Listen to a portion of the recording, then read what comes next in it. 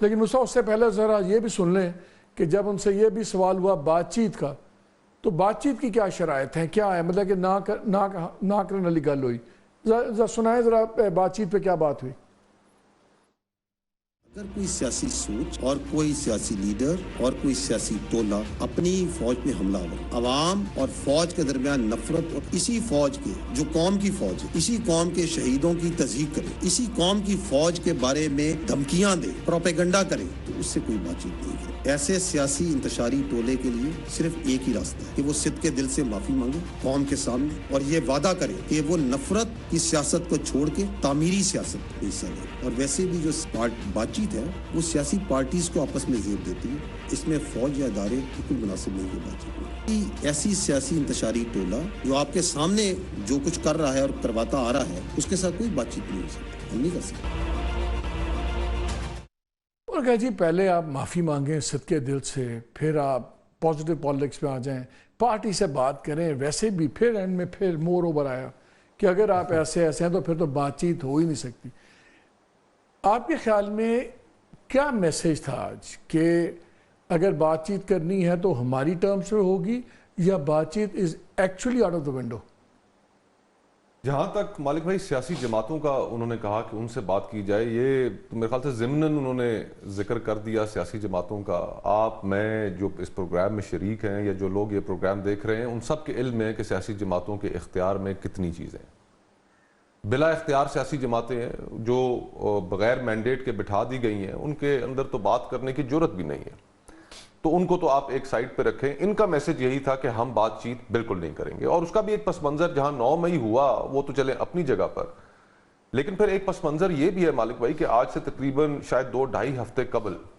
عمران خان صاحب سے کچھ صحافی ملاقات کرنے گئے، اور پھر جب وہ باہر آئے اور یہ خبر پھر بعد میں پی ٹی آئی کے آفیشیل اکاؤنٹ سے شیئر کی گئی، جو ڈائریکٹلی کانفرنٹیشنل خبر تھی جنرل عاصم منیر کے متعلق، اس کے اندر الفاظ انہوں نے جو استعمال کیے وہ کچھ یوں تھے کہ میں چھوڑوں گا نہیں، اور پھر ٹیلی گراف کا آرٹیکل بھی آ گیا، تو آج سے 4 دن پہلے ٹیلی گراف کے اندر آرٹیکل بھی آ گیا۔ تو اب یہ کنفیوژن میرے ذہن میں تو کم از کم بالکل نہیں ہے کہ پاکستان میں ایک پاپولر شخصیت اور ایک طاقتور شخصیت، popular versus powerful, popular versus powerful, اب دونوں کے درمیان جو ریلیشن شپ ہے وہ ایک خطرناک انتہا کو پہنچ چکی ہے، اور یہ خطرناک انتہا ماضی میں ہم نے جب بھی دیکھی تو اس کے نتائج اچھے نہیں نکلے۔ لودھی صاحب نے جو بھی اپنی کوشش کی اس سے قطع نظر جو بات جس سے میں ایگری کرتا ہوں وہ یہ کہ ہماری سوسائٹی، ہمارا معاشرہ پہلے ہی بہت پولرائزڈ ہے، اور اس پولرائزڈ معاشرے میں جب ریلیشن شپ اس خطرناک انتہا کو پہنچ جائے تو پھر آگے خطرہ ہی۔ میں ایک چیز سمجھنے کی کوشش کر رہا ہوں کہ یہ ساری گراؤنڈ ریالٹیز ہیں جو سٹینڈ آف ہوا ہے دونوں کے درمیان میں، اسٹیبلشمنٹ، عمران خان، سارا سب کو پتہ ہے، سب کو پتہ ہے یہ کلیش نہیں اچھا، سب کچھ ہے۔ آج پریس کانفرنس میں اتنا اس کو فلیگ کرنے کا کیا مقصد تھا؟ کیا یہ فیلنگ ہو رہی تھی کہ اسٹیبلشمنٹ نہ کمزور دکھ رہی ہو کیونکہ لوگوں نے پھیلایا ہوا تھا کہ جی ہمیں اپروچ کر رہے ہیں، بات کر رہے ہیں، میسنجرز آ رہے ہیں لیکن ہم نہیں بات کر رہے، سم لائک دیٹ؟ کیا یہ پریشر بن رہا تھا کہ نہیں کہیں کمزوری نہ لگے؟ دیکھیں کمزوری، ایک تو 9 مئی کے حوالے سے سوال تو اٹھنا شروع ہوئے ہیں، اور وہ خود بھی شاید ان سوالات کا سامنا کر رہے ہوں کہ جناب 1 سال گزر گیا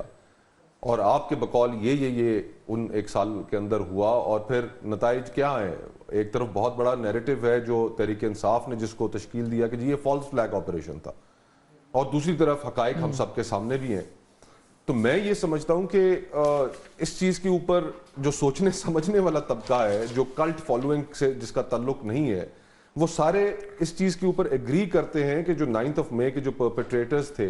ان کو سزا ملنی چاہیے۔ لیکن ساتھ یہاں پر مالک بھائی ایک اور سوال بھی کھڑا ہو جاتا ہے، اب انہی کی پریس کانفرنس کے اندر انہی کے میں آپ کو الفاظ سناتا ہوں، انہوں نے کہا کہ کرنے اور کرانے والے، اب یہ بڑی امپورٹنٹ بات ہے اور قانونی نقطہ نظر سے بھی دی تھی کیپٹل ہل کی بھی، جی ہاں، کہ کیپٹل ہل پہ جب ہوا تو کروانے والے بھی کرنے والے بھی سزائیں ہو رہی ہیں، سب کچھ ہو رہا ہے۔ اب اس میں جو کرانے والے جس کے اندر پولیٹیکل لیڈرشپ بھی آتی ہے اور جس کے اندر شاید ان کے اندر اپنے یونیفارمڈ آفیسرز بھی تھے، انہوں نے کہا کہ ہم نے درجنوں لوگوں کو نوکری سے فارغ کیا. تو اب وی ڈونٹ نو کہ ویدر اٹ واز کہ لیپس آف ڈیوٹی جس کی وجہ سے انہیں فارغ کیا گیا یا کسی اور وجہ سے انہیں فارغ کیا گیا. تو یہ حقائق ابھی ہمارے سامنے نہیں ہے. اور دوسری چیز پھر وہ جس طرح انگریزی کی ایک لفظ ہے نا کہ وہ پھر پانی گدلا ہو جاتا ہے کہ جو لوگ پریس کانفرنس کرتے گئے, پہلے ہمیں ٹی وی کے اسکرینوں کے اوپر دکھایا گیا کہ جناب یہ ملوث ہیں یہ ملوث ہیں, پھر جس شخص نے ان میں سے پریس کانفرنس کی وہ پاک اور صاف ہو گئے. تو جب آپ پانی کو خود اتنا گدلا کر دیں تو پھر دوسرے کا جو نیریٹو ہے اس نے تو حاوی ہونا ہی ہے. ایک بالکل کنوکشن کے ساتھ چلنا چاہیے تھا کہ ہاں اس کے اندر جو شخص انوالو ہے اس کو ہم ایویڈنس کے ساتھ پروسیکیوٹ کریں گے. لیکن پھر ہم نے بعد میں یہ دیکھا کہ وہ ایویڈنس بھی ڈس ریگارڈ کر دی گئی جب انہوں نے پارٹی اپنی بدلائی. اور پھر 9 مئی کا جو واقعہ ہے وہ پروسیکیوشن سے ہٹ کے پرسیکیوشن میں بھی بدل گیا. ہم نے پورے پاکستان میں لوگ جو تھے تحریک انصاف کے ان کو اس کی بنیاد پہ پرسیکیوٹ ہوتے دیکھا, تو جو چیز ٹھیک نہیں تھی. اور پھر ایک اور جو انہوں نے بات کی عدالتوں کے متعلق, دیکھیں اب عدالتیں جب آپ ایویڈنس سامنے نہ لے کے آئیں, میں نے 1-2 کیسز کے اندر ایویڈنس دیکھی ہے, اور جب بس منظر یہ ہو کہ لوگ پریس کانفرنسیں کر کے چھوڑ رہے ہو تو پھر عدالتیں آگے کیا کریں, آپ ان سے کیا توقع کرتے ہیں. اور جہاں تک انہوں نے ذکر کیا 2014 کے دھرنے کا بھی, اور لمبی انہوں نے تاریخی گفتگو بھی کی, تو ہم سارے اس چیز سے واقف ہیں کہ 2014 کا دھرنا اگر کھولنا ہے تو پھر آج کل نا فیض حمید کے برے دن ہیں بھائی, جنرل فیض حمید کے برے دن ہیں. ہاں لیکن آپ اگر 2014 میں جائیں گے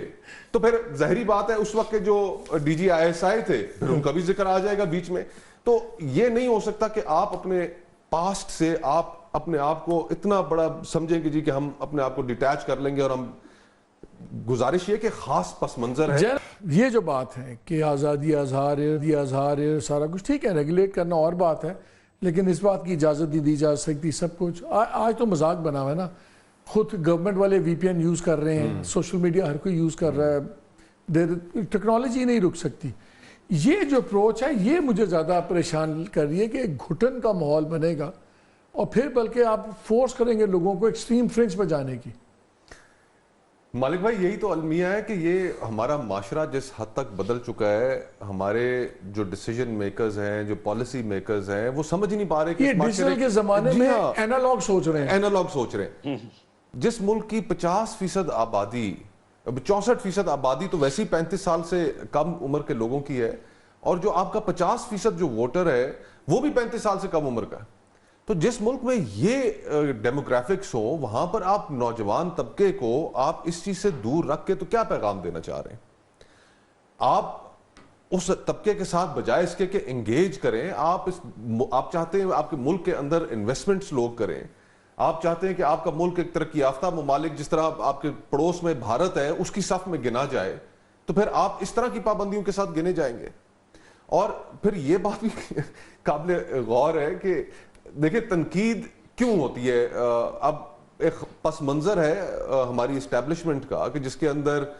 سیاست کے اندر انوالومنٹ رہی,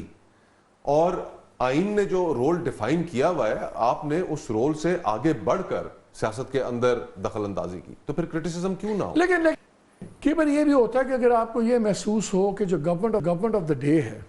وہ اتنی سٹیبل یا اتنی پاورفل نہیں ہے, اتنا کانفیڈنس نہیں ایگزیوٹ کرتی جتنا کرنا چاہیے. سعودی عربیہ کی زبردست ڈیولپمنٹس ہو رہی ہیں, آج ہمارا ڈیلیگیشن وہاں گیا, سنا شاید محمد بن سلمان آ رہے ہیں نیکسٹ منتھ, ہو سکتا ہے وہ بھی آ جائیں. بڑی منسٹر نے بھی کہا ہے بڑا ہائی پروفائل چیزیں ہو رہی ہیں, everybody is excited and ایوری تھنگ. تو آپ تاثر دینا چاہ رہے ہیں کہ somebody is in charge,